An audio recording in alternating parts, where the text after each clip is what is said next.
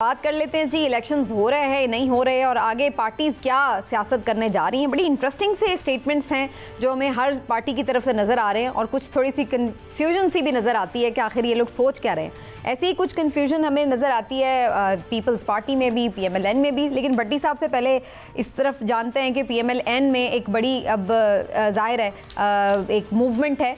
भट्टी साहब वापस आ रहे हैं मियाँ साहब, तो इस्तकबाल के लिए वो कह रहे हैं कि कोई 1 मिलियन बंदा आ जाएगा, मीनार पाकिस्तान पे जलसा भी होगा और मियाँ दे नारे भी वजनगे। तो ये आपको लग रहा है कि जो एक वोट बैंक या मकबूलियत का ग्राफ को नीचे है नून लीग का, वो मियाँ साहब वापस उठा लेंगे ऊपर आके? इससे पहले कि मैं आपको वो कॉफ़ी का कप दिखाऊं जिस पे एक तरफ मियां मोहम्मद नवाज शरीफ साहब की खूबसूरत तस्वीर है और दूसरी तरफ मियां नारे वजनगे जो मरीम नवाज साहब, हाँ जी ले लिया है, जो मरीम नवाज साहब ने लॉन्च किया था।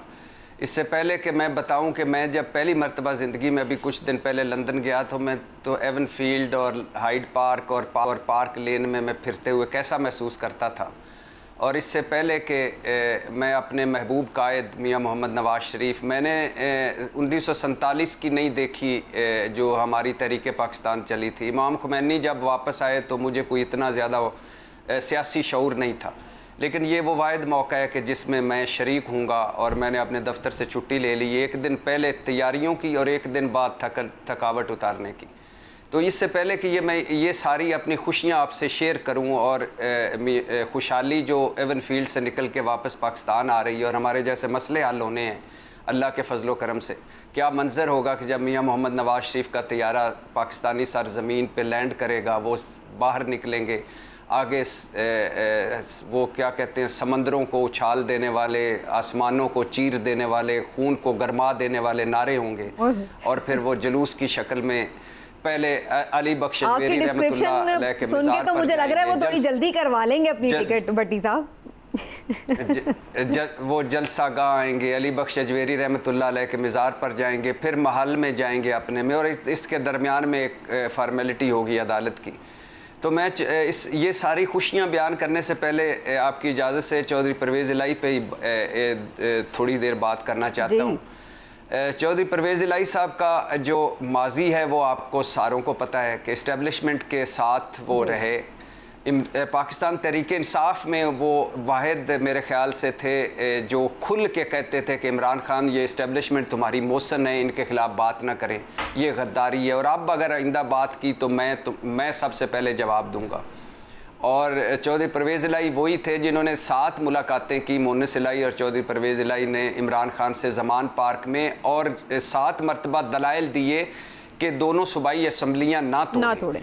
और वो दलाइल बड़े लंबे हैं, लेकिन उनके 3 नुकात आप ज़रा आज के हालात को सामने रख के सुनिएगा। कि उन्होंने कहा था कि इमरान खान साहब से ने एक दिन उनसे तंग आके पूछा कि मैं क्यों ना तोड़ूँ असम्बलियाँ, बताओ। उन्होंने कहा कि जी पहली बात तो ये है कि अगर हम असम्बलियाँ तोड़ देते हैं, अपनी सूबाई हुकूमतें ख़त्म कर देते हैं, तो आपको क्या यकीन है कि वो जो निगरान सेटअप है वो गैर जानबदार आएगा? आज देख लीजिए।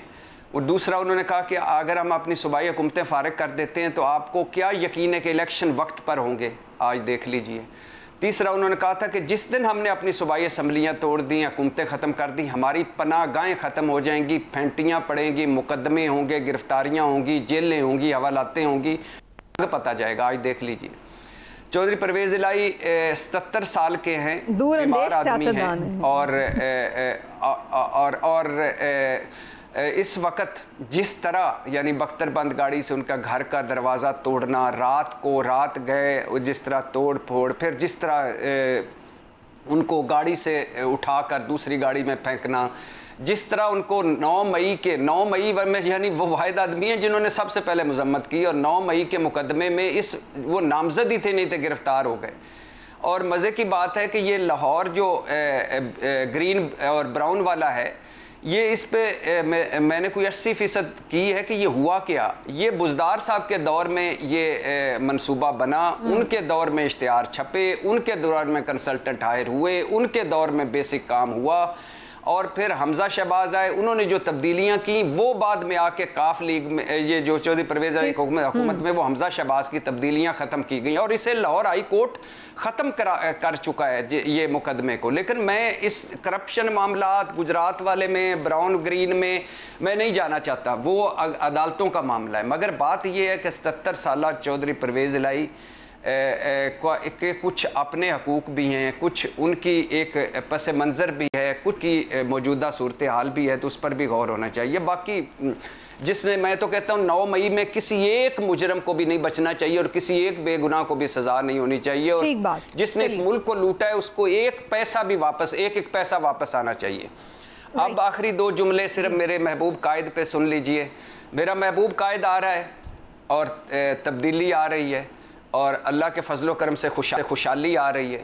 محبوب قائد آئے گا اور اس ملک میں دودھ اور شہد کی نہریں بہیں گی, اور شیر اور بکری ایک گھاٹ سے پانی پیا کریں گے, اور ہم سب یہ جو پرانے قصے ہماری محرومیوں کے یہ ختم ہو جائیں گے. چلیے آپ مزید تیاری کر لیں اپنے محبوب قائد کے لیے. فون کر لوں گا. عمران یعقوب تو میرے ساتھ آنے ہی ہیں, تو آپ سے بھی میں درخواست کروں گا, آپ نے بھی ہمارے ساتھ آنا ہے. میری سیٹ بھی پھر آتی ہے. ٹھیک ہے.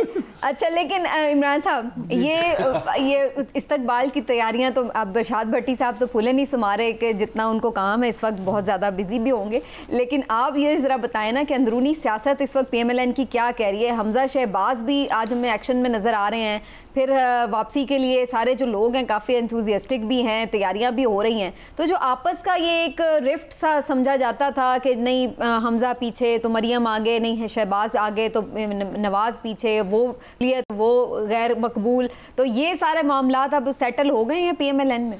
دیکھیں بات یہ ہے سمینہ کہ رفٹ کوئی نہیں تھی اس طرح کی.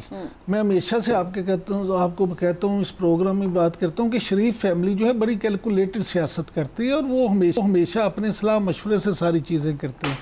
البتہ یہ ضرور تھا کہ شاید مریم نواز اور حمزہ شہباز میں کہیں وہ کمفرٹ لیول نہیں تھا, یا جو معاملات تھے اس میں کوئی کمی تھی.